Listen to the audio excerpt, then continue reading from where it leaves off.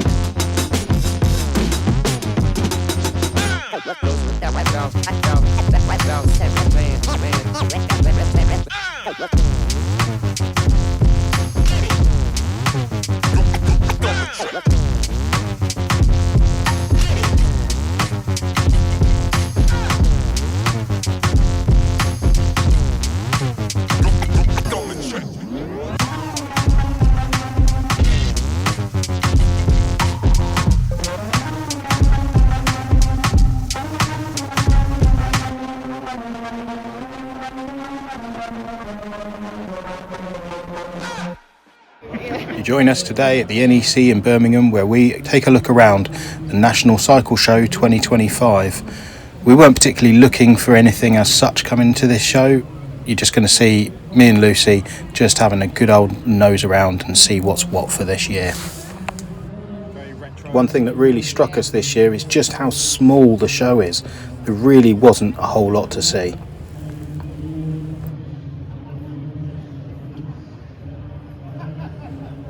I liked this little wine holder that was included on this bike. Just reminded me of my friend Jeff and Chops from Downhill Smooth Tarmac. Exactly the kind of accessory that I see them using. I'm not mad into road bikes, but I have to say the colour scheme on this particular one really struck me. I really like those golf paint jobs on cars, being a bit of a car nut myself.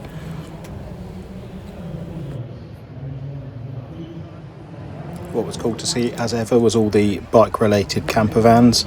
This one I particularly liked that ceiling. I think I'm going to have a go at copying that in my own van. Very, very cool indeed.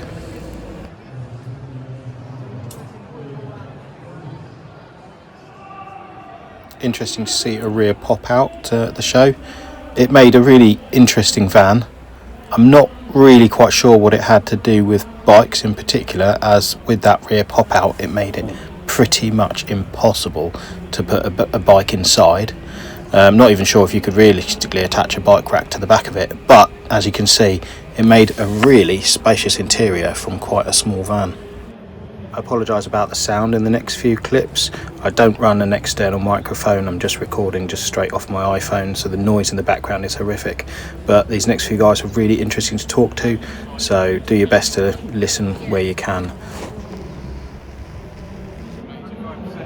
I really like this guy's artwork. I think when my house is a little bit more done, I might be coming back to him to buy a few pieces to deck my house out in. 300 quid off that. It's very cool.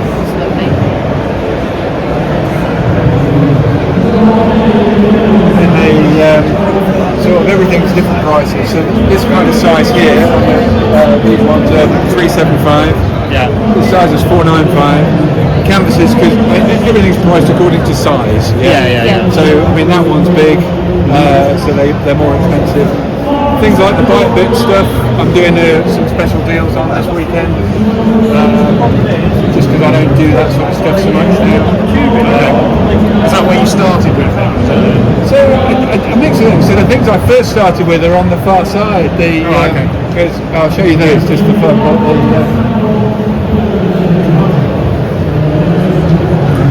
So I started doing this kind of stuff with all the bike bits. These are with the old tyres cut up round the side. So that one was inspired by when Julian Alaphilippe won the World Championships. And so those kind of things come together. And this is, believe it or not, this is the fifth one of these that I've made now. They're a stag, a bull, a goat, but this is Sprocket Stag, this one. I really enjoy making this kind of stuff. These build over a series of months because you need all the bits and stuff like that. Sure. I mean, underneath there's a rotor, crank arm, there's all sorts of stuff. You just need enough bits, don't you, really? Yeah, very cool.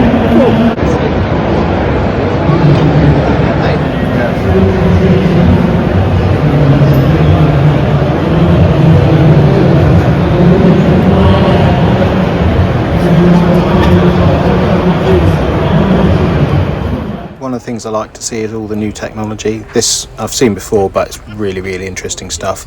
It's titanium printed, 3D printed. Essentially all these parts can be made pretty much any sort of dimensions and things, so they can very, very quickly change sizes of bikes or have a multitude of sizes of bikes compared to most. You see also how the tube fits into that little gap there, and so it's supported from the inside and the outside. It's bonded in place into that. You get a very, very strong joint. A lot of these look how they probably come out of the printer and then they're machined down. That's kind of a finished article rear swing arm, so you can see like the painted finish on the bottom there. So you like this colour one then, babe? It's pink.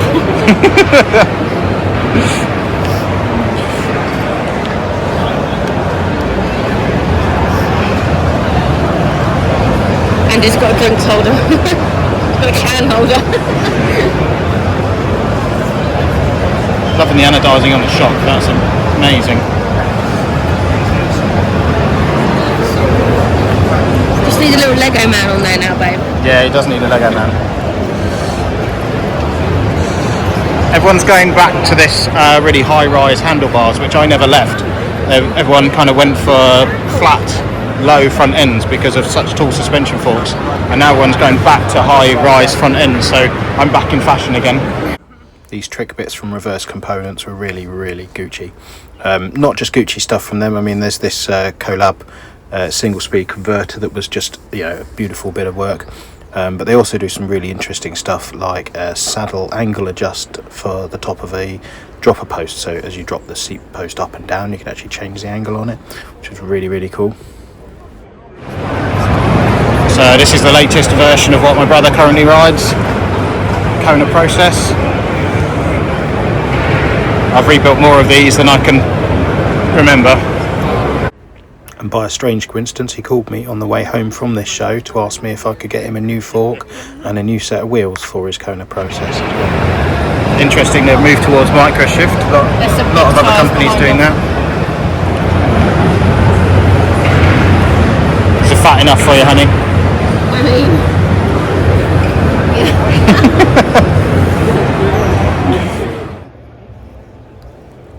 This is another really interesting component in terms of doing something a little bit different. I thought this was probably the sort of thing that Jeff from Downhill Smooth Tarmac would like to try. Maybe hit him up, Jeff. Is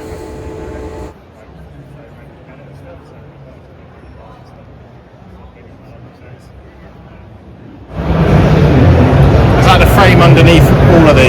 Yeah, so it just gets bonded to the titanium. Yeah. And that just gives it like the strength that it needs, because otherwise it would be a bit vulnerable to sort of... What's the advantage of the cork over kind of standard saddles? To begin with, I was just building a bike frame for myself, and I just I fancied doing something a bit different with the saddles, so I just sort of made it for personal use. But lots of people seem to like it and ask about it, so I just made a few more. And I'd say what people who like it, what they probably like about it, it's kind of like, some people like the kind of natural looking aesthetic of it. And also there's kind of an eco-friendly material. Very cool. Yeah. What's in there with it? That's in with recycled EVA. Okay. So it's a bit too crumbly to use in a production version, but it's a nice sweet prototype. Are you doing a lot of experiments with stuff then? Yeah, basically, because now that we've made the mould, you can put different things in and try them out and see how they come out, kind of things. So is it waterproof? yeah, we put a lacquer on it, which is what, like, the corks naturally doesn't get damaged by water, but it does kind of absorb water. So if you're cycling through lots of mud and stuff, then there's a risk of it absorbing the mud too deep and it's hard to get it out. So just by putting the lacquer on that, it just keeps any water like near to the surface. So it's kind of easier to wipe the mud away. And is it like cool? Does it make you sweaty, or is it quite cool? No, I wouldn't say it's sweaty too much. I'd say probably. Because I think it would be better than a plastic thing, wouldn't it? Yeah, kind of bloody firmly insulated. I can't honestly picture whether I'd say slightly warmer in a way than like a standard like PU's saddle or something. Like if it's you leave it out overnight or something, like it's always kind of a similar temperature to touch the cork, I'd say. But What's that one made of that's slightly different? That's different. just using slightly bigger grains of glue. Oh, okay. Basically, the process is it's like the leftover bits from when they make wine stoppers. They gather them all up, and then they get like grouped into the finer grains and the bigger grains and stuff. And then by using different ratios of different grain sizes, you can get different densities of pork out of it. So this was using just the biggest grains, and this is using just the finest. And it's the fine grain one's the version we're doing at the moment, and it's partly because it's just the most resistant to kind of, you know, like you can bash it on the edges and. How soft is it? So just soft firm. It's quite firm, isn't it? Yeah, and again that's to do with the durability. So we made something that all the way soft as like almost feels like a sponge to touch. But the problem was like bits were just kind of flaking off the back of those. Yeah. Whereas this kind of holds together quite nicely, and it kind of softens over time on the areas that you're kind of applying most pressure on. So often where you're to your shape. Yeah. So it's the company who supply the core. The main thing they do is like insoles for shoes kind of thing. So it's a similar principle to how shoe insoles work. That's kind of a wearing period of like a couple of weeks to a month of regular usage, and then you start to get. So it's not a wearing period of a leather saddle that's about 16 years then. Yeah, that's good. I like that. Yeah, it's nice. cool. Nice one. Cheers. Yeah, thank you. Yeah, it's not going to struggle with a big electric bike, is it? No. Very stable, very smooth, Yeah. no maintenance required. Also, you have the rotary module as well, so you can Oh wow. spin the bike around as well. Yeah, there's a lot more to it than the park stand. Oh yeah. Yeah. Yeah, you've got obviously pneumatic connection as well. Okay. Yeah. There for tyres, magnetic tool holder as well, USB-C. They're American plugs, but you can have British, European, whatever plugs on there. One of the things I find very limiting with the electric park stand is because of where the bike connects, and then the tray is just above that. Yeah. And so by the time you've got it connected to the seat post, Right. your tray ends up up here, Yes. which is miles away from where Miles you're away, working, yeah. and you literally have to stick your head over the top exactly. to see what's going on. Yeah. So this is, well, I can't see a tray, but I'm assuming you've got lots of accessories you can stick around this. Yeah, I don't know about trays. Is there a tray or? Trays, we don't have any trays. We have only this. Only that at the moment. Just at the moment, right? Okay. But you have the possibility to use the holes here to bring the tools also on the left, you know. Okay. Or the trays on the left. But most of my customers are very happy with this solution. They can use it by magnetically, and is absolutely enough. I think it's more like you thinking like bits of bike parts. Aren't you? Yeah. So when you're doing the work on the bike, then It's like, always you might useful to have little somewhere to dots just or- quickly. I've just removed that part. yeah. Just put it there. Yeah. Yeah. Are both sides electrically Yes, of controlled? course. Yeah. Yes. course. Yeah. Of course. So you can take if someone is a single one and can upgrade it also. Oh, you can add on the other side later on. Sometime, yeah. There's also a wall-mounted version as well, Okay. and a battery pack version All right. Yeah. as well. So this is new. I mean, effectively, it's an electric actuator. IMI are an industrial automation company, Right, okay. And we acquired Bar Modular Technic to extend our linear actuator range. And the owner of Bar Modular Technic was a cycle enthusiast, and he designed the bike lift. And Yeah. it's evolved since 2019, is it? 2019 to where it is today. So it's come out of other industries rather than a bike need. It's Correct. Yeah. Yeah, it's come from basically taking standard products from our electric actuator range and then developing it into a bike lift. I mean, this is something that you would order, and it's that, these are designed for doing thousands of kilometres over factory automation, so you're never going to need to replace anything on it because it's doing the bike is not. Also services one time in year to make lubrication for the spindle inside, one time in year, and you can use the left more than 20 years. That should be wrong there, you know. It's very good solution. so it's got a screw rotating on the inside, which it rolls up and down. Right. Yeah. The idea is you don't lift it at all. That's Okay. our shtick. So you load it in with the wheels on the ground. The clamp is nothing special about the clamp, usual sort of thing. And then the gas spring. I mean, this one weighs 21 kilos, and you can see. Yeah, it's light as anything. It's doing most of the work for you. So obviously, if you put a 30 kilo or a 40, or even a 40 kilo, it'd be the same action, just a little bit more from you, because it's a heavier boat. I noticed that you've got sort of releasing mechanisms down the bottom there. So this is all fold up. Yeah. It only weighs 14 kilos, so you can move it around the workshop. So one of the Is it things, for mobile? yeah, so one of the things that we struggle with is we do quite a lot of events and things, and when you turn up at London to Brighton or something like that, and a bunch of e-bikes turn up, and we've only got fold-up park tool stands and things, Yeah. and that doesn't seem to take up. Section on your hands. Yeah, exactly. Yeah. No, that's fab. I've got a few customers that are mobile services, and one guy's mounting it in his van. He's got a high top van, and he's mounting it against the wall. That's what I was looking to do next. Actually, was mounting one into my. I've got a high top VW, so the only thing he's got to think about is clearance for the bar there. Yeah.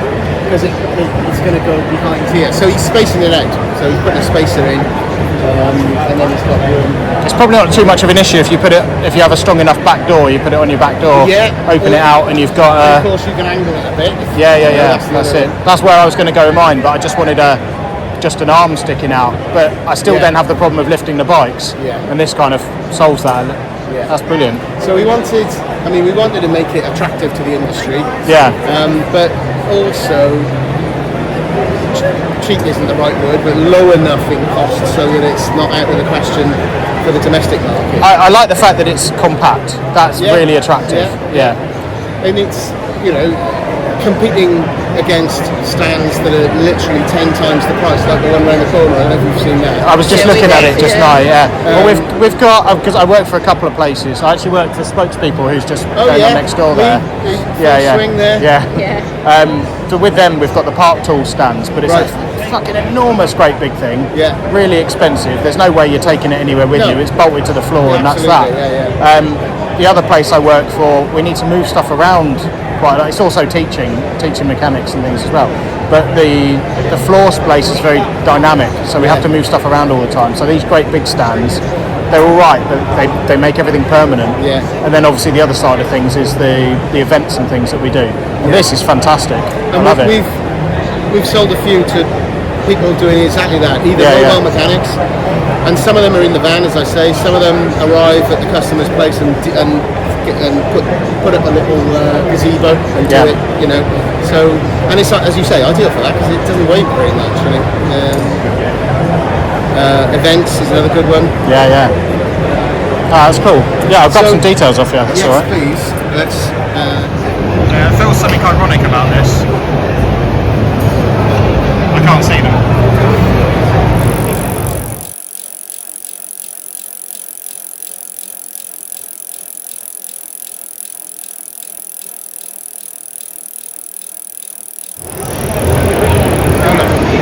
Now you see me.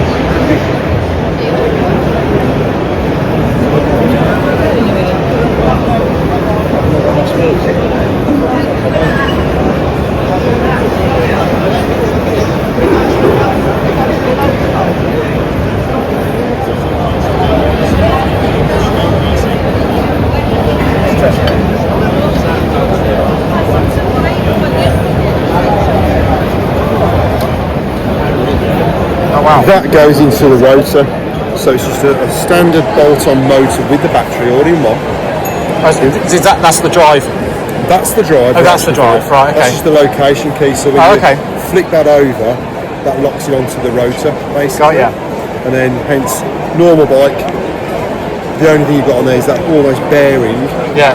Because this is, in conception, this moves, and that's your bearing.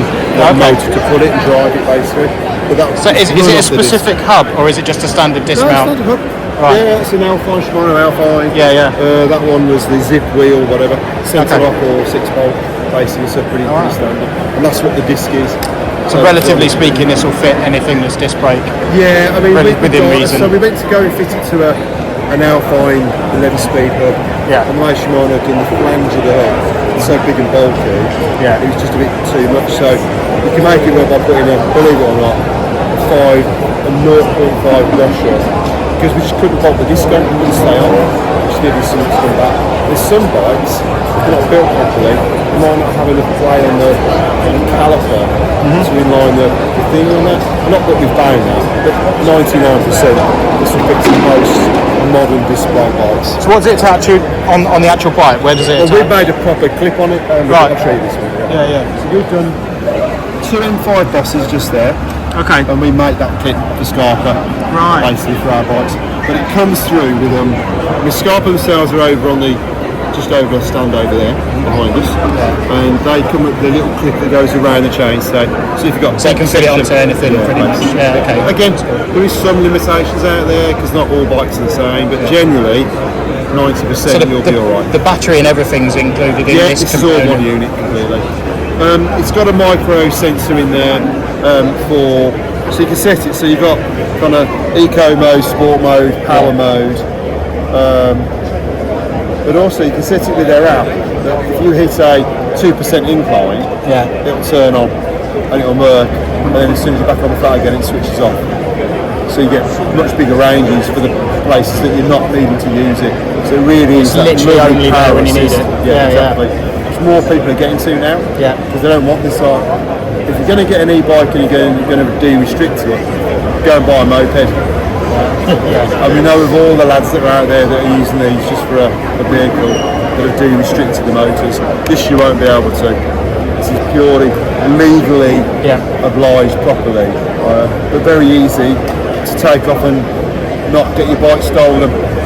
As an e-bike. I hadn't even thought about that. You'd leave your bike at the station and take the e-bike kit with you. London. Yeah. The guys that have designed this are all based in London. One of the formats was because, and do you know what? I didn't realise till the other day. I went to London to go and fetch this because obviously we're not up here. And basically, that was so easy.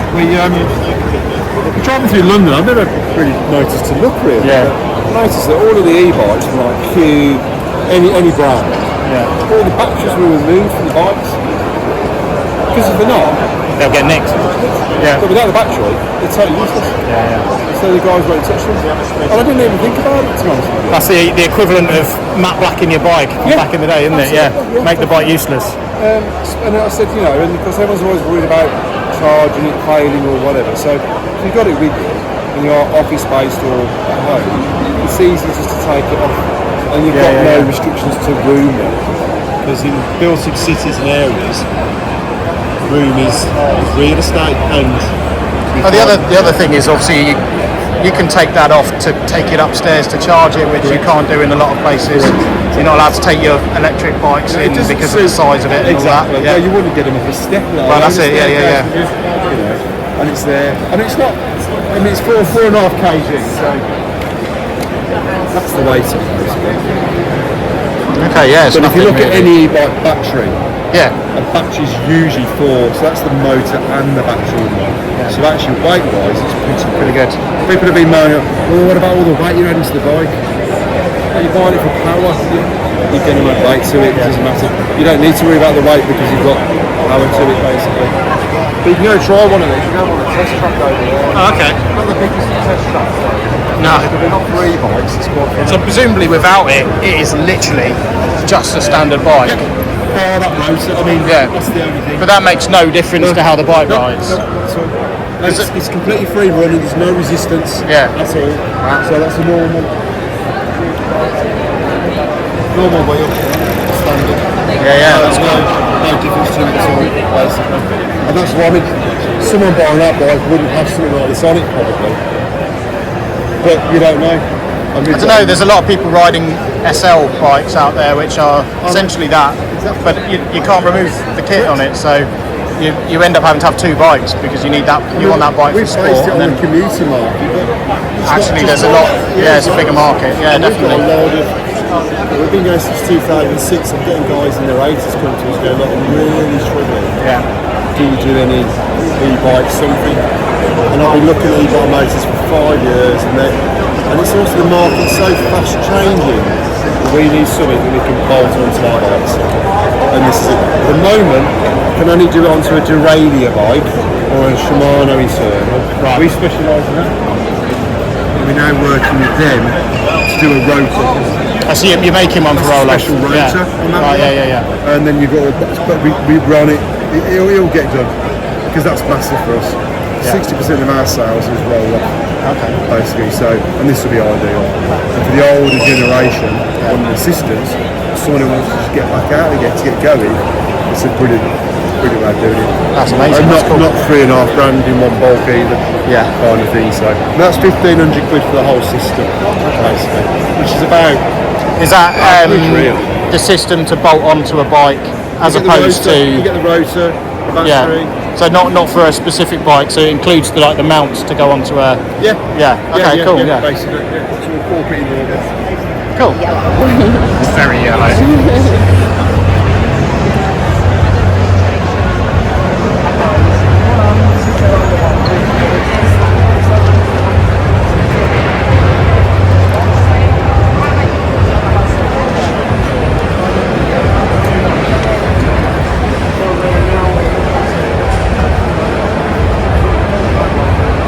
In the outdoor show, much busier than the cycle show.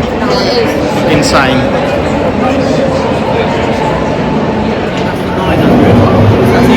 There were loads of things to do in the outdoor show.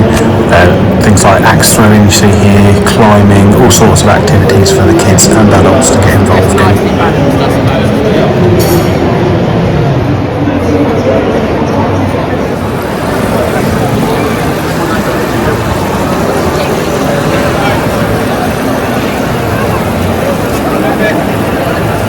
It's like gas powered. Yeah, no, the building battery run the pump and the system. Right. The gas heat up the water. Yeah. So where does it vent, like gas-wise? Is that it have to be used outside? You couldn't use it in a van or anything like that? No, not inside. Yeah.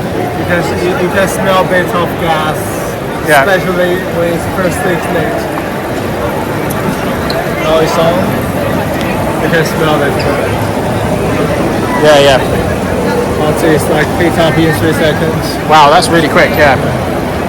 Oh god, it's gone to 71 degrees in like no time. But when it's overheated, it will turn off itself. Yeah. It's Okay. going to be all the way up. Yeah. This will go hot enough for you, babe. Decent shower. Yeah. I've mine like 35 degrees. You need it about 6 billion degrees. Or you can just run cold water. Yeah. Which warm water. So that's just recirculating the water. Yeah. Like I use here is from ice cold water, Yeah. and I still have 44 degrees. Okay. That temperature will be stable because the water income is. This is not stable because water is already warm. Yeah. Sure. That makes sense. This lasts 1.5 hours, 1 hour to 1.5. Okay. So that's going to give you a good week of showers if it's a couple of you. You can turn on and off from the shower head. You can turn off here, so you don't have to. So when it senses the pressure's too much, it turns the system off, turns the pump off. Yeah. And when we open it will ignite itself. Cool. Maps, apps, looking at forecasts, speaking, get some local knowledge, understanding maybe some of the dangers, the risks, the hazards on that particular route.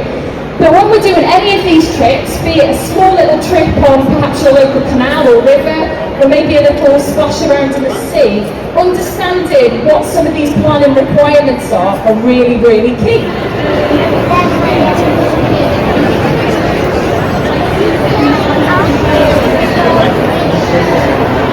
No show is complete without the stealing of stickers from every single stand that they were available from.